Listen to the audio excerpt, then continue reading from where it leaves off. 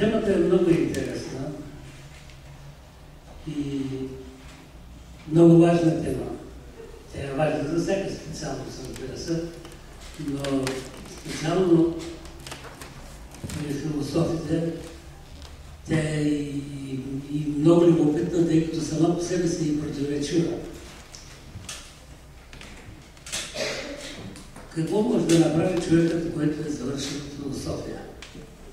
Да приемем, че той е бил така сериозен студент, който е чел, искал да стане действително човек, който утре без притеснение може да каже пред всяка институция, на всяко публично място или пред приятели, приятелски кръг: да, моята специалност е философия и моите претенции са в тази област.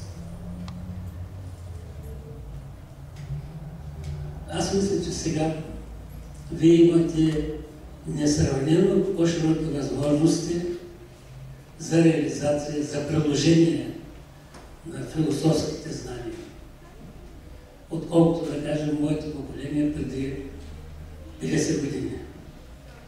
Невероятно, половин век. Когато завърши, например, нашия курс, те бяха 32 души, най-престижните специалности тогава, най-престижната реализация беше да отиде философът в окръжния комитет на БКП или като инструктор, или като някакъв заместник, завеждащ отдел, да кажем, идеологически, организационен, по политически, външно-политическите проблеми. Другото поле за реализация беше образователната система. Философите имаха правото да преподават.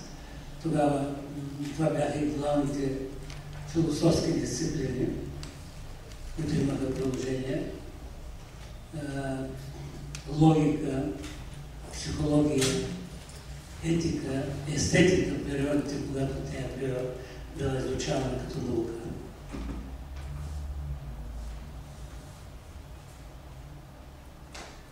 С течение на времето обаче, когато вече се промениха нещата,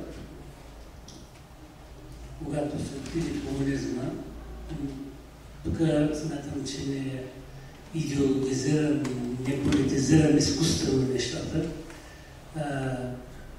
Имам предвид едно точно съдържание на употребяваните термини. Откриха се невероятно широки възможности.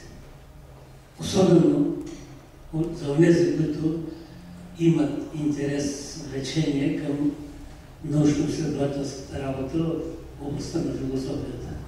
Вие знаете, след рухването на комунизма и премахването на марксизма, ленинизма като официална държавна идеология, задължителна за всички учебни заведения, за всички специалности, даже за семейството, което според нашата конституция тогава, конституцията на Живков, семейството трябва да възпитава децата в духа на комунистическия хуманизъм.